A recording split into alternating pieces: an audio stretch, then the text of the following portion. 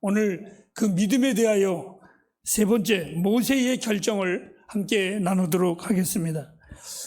지난 주일날 순례자라는 제목을 가지고 말씀을 전하였습니다.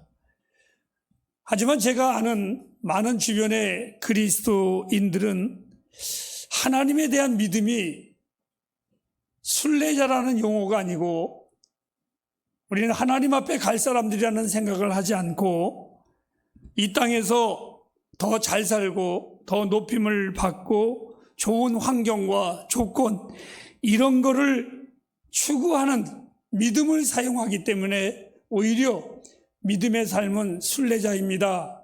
이러한 설교가 동떨어지게 남의 이야기하는 것처럼 들릴 수밖에 없습니다.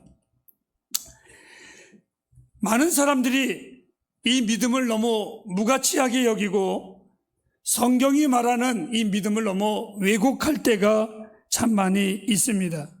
더 나아가서 어떤 이는 마치 예수를 믿어주는 것처럼 말할 때가 있습니다. 내가 이렇게 환경적으로 좋고 여유로운 사람인데 이런 내가 믿음의 삶을 산다고 그러한 허풍을 떨 때도 그러한 신앙의 고백을 하는 사람들도 저는 많이 보고 우리 주변에 이런 신앙의 사람들은 찾기가 너무 쉽습니다. 너무 허풍이고 거짓이고 하나님의 신앙을 가소롭게 여기는 며칠 전에 TV에 요즘에 그런 거를 많이 나오는 것 같아요. 우리나라의 유명 코미디언이 나도 몰랐는데 목사님이 되셨더라고요. 그런데 그 인터뷰 내용이 잘 나갔던 사람이 왜 목사가 됐습니까? 그럼 못 나가는 놈만 목사 되나? 그런 내용을 제가 쭉 보면서 마치 이런 내가 예수를 믿어준 것처럼 그리고 사회에서나 회사에서나 어디에서나 내가 이런 존재인데 내가 교회에서 이렇게 봉사해 이렇게 말하는 그런 허황된 그리스도인들을 우리 주변에서 저는 많이 볼 수가 있습니다. 저는 오늘 이 모세를 한번 봅니다. 이 모세, 계속해서 모세에 대해서 여러분들에게 지겨울 정도로 한 20분 동안 제가 이야기를 할 겁니다. 모세, 우리가 추구하는 모든 것을 가진 사람이 바로 이 사람입니다. 그를 본다면 우리가 지금까지 앞서서 얘기했었던 모든 생각과 모든 말들은 하찮은 사람들의 중얼거림, 어찌 보면 웃기는 소리라고 모세는 비웃었을지도 모르겠습니다. 여러분, 모세가 구원받은 것은 그가 화려한 궁궐의 삶을 살았기 때문에 구원받은 것도 아니고 모세가 당대의 가장 높은 지식과 그 지혜로 그가 구원받은 것도 절대로 아닙니다. 오늘 성경은 모세가 지난날 어떠한 삶을 살았든지 간에 그것으로 인하여 그가 구원받은 것이 아니라 성경은 아주 단호하게 간단하게 이렇게 얘기했습니다. 하나님을 믿는 믿음으로 말미암아 구원에 이르렀느니라. 여러분들이 하나님을 믿는 믿음을 가볍게 여기지 않기를 바랍니다. 나는 우리 햇불 가족들이 하나님을 믿는 그 믿음이 얼마나 귀중하고 얼마나 소중한가를 꼭 지키고 그 믿음을 가지고 살아가시길 주님의 이름으로 부탁합니다. 오늘 이 모세가 어떻게 그렇게 단호한 삶을 살 수 있었을까? 오늘 성경에 모세는 이렇게 말을 해주고 있습니다. 모세는 장성하여 바로 공주의 아들이라 칭함을 거절하고 바로의 공주의 아들이라 칭함, 이것은 분명 40년 동안의 한 나라의 모든 보화를 가진 사람의 고백일 수도 있습니다. 저는 한번 생각을 해보았습니다. 입장을 바꿔놓고 내가 만일 그 모세의 위치에 있었다면 나는 그 모세가 정말 당대의 최고의 제2의 이집트의 왕으로서의 자리를 버릴 수가 있었을까? 한번 돌이켜 생각을 해보면서 이런 마음을 가졌습니다. 만일 누군가가 나에게 그것을 던져버리고 광야에 나가서 주의 백성들과 함께 살으라고 말을 하고 권면을 한다면 나는 이렇게 답변을 했을 겁니다. 아닙니다. 당신의 말은 잘못됐습니다. 하나님이 나를 이 애굽을 구원시키기 위해서 나로 애굽의 왕자로 삼으셨습니다. 이렇게 변호하고 이렇게 타협을 했을 것입니다. 우리가 잘 아는 성경의 요셉 역시 마찬가지입니다. 애굽의 제2의 왕으로서 총리로서 얼마나 그가 복된 자리였었습니까? 애굽의 모든 창고를 그의 손아귀에 가지고 있었던 부요함이 있었습니다. 그런데 이 요셉이 마지막 죽을 때에 이렇게 말을 합니다. 그냥 이집트에 그냥 있었으면 피라미드와 같은 거대한 아마 그의 무덤을 만들 수도 있었는데 이는 이렇게 말을 합니다. 나의 해골을 가지고 가라고. 그리고 그 무덤보다 광야의 먼지 속에서 주의 백성들과 함께 살아가는 것이 더 나은 것이 믿음의 사람이라고 이 요셉은 그렇게 단호하게 말을 했습니다. 오늘 이 두 사람의 결론은 그의 모든 타협을 뿌리치고 하나님의 종으로 이들은 당당하게 나타났습니다. 이렇게 성경은 말했습니다. 바로 공주의 아들이라 칭함을 거절하고 즉 멸시받는 하나님의 백성의 편을 이들은 선택을 했습니다. 여러분, 이 모세가 누구입니까? 사도행전 7장 22절 말씀을 잠시 한번 보도록 하겠습니다. 모세가 애굽 사람의 학술을 다 배워 그 말과 행사가 능하더라. 여러분, 이 모세를 그의 말과 행사가 능한 사람이라 권력으로는 애굽의 다음 세대의 왕위의 계승자입니다. 애굽에서 그는 높은 사람 그리고 존경받는 사람이었었고 삶에 필요한 자기 주변의 모든 엘리트의 사람들과 그는 늘 함께 있었던 사람들입니다. 한마디로 말하면 인간적인 우리들의 마음속에서는 얼마나 매력적이고 성공적인 삶을 살았습니까? 아니, 세상적으로 말을 해도 종의 노예의 자식으로 태어나서 어떻게 운이 좋아서 그렇게 애굽의 제2의 왕이 되었을까? 정말 경상도 말로 말하면 억수로 재수가 좋은 놈입니다. 이 사람보다 더 좋은 사람은 없을 것입니다. 그런데 이 모세는 이렇게 말을 합니다. 압제받는 하나님의 백성과 연합하기를 나는 더 좋아한다고. 그는 그러한 모든 유혹을 집어던져버리고 오히려 하나님의 백성들과 그 가난한 백성들과 함께하기를 이 사람은 원했습니다. 그런데 여러분, 안타까운 게 있습니다. 이 땅에 최고의 삶을 주의 이름으로 버렸는데 그에게 다가온 것은 따뜻한 하나님의 위로가 아니라 하나님의 격려가 그에게 임했던 것이 아니라 또 다른 광야의 40년의 외로움이 이 사람을 기다렸습니다. 아까도 잠시 얘기했지만 간혹 나로 하여금 비웃음 짓게 하는 그리스도인들, 쫄짱부 같은 그리스도인들을 간혹 나의 주변에서 봅니다. 어떤 사람들이 이렇게 말합니다. 목사님, 내가 왕년에 이렇게 나갔던 사람입니다. 또 어떤 목사님은 내가 왕년에 이렇게 나가다가 내가 이렇게 목사가 됐다고. 내가 전에는 이런 내가 그리스도인이 되었고 이런 내가 목사가 되었다고.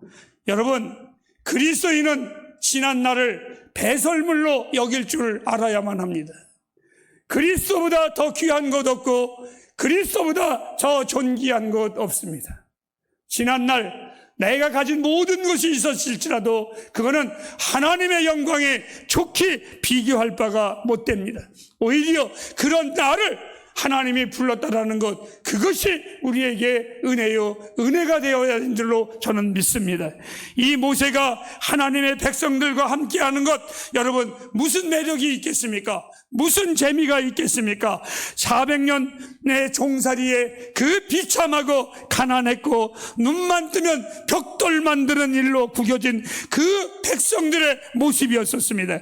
그들의 지도자가 된들 누가 그 노예의 지도자가 됐다고 손뼉치고 그 노예의 지도자가 됐다고 누가 성공했다고 말할 수가 있겠습니까? 아니, 저는 이렇게 말을 합니다.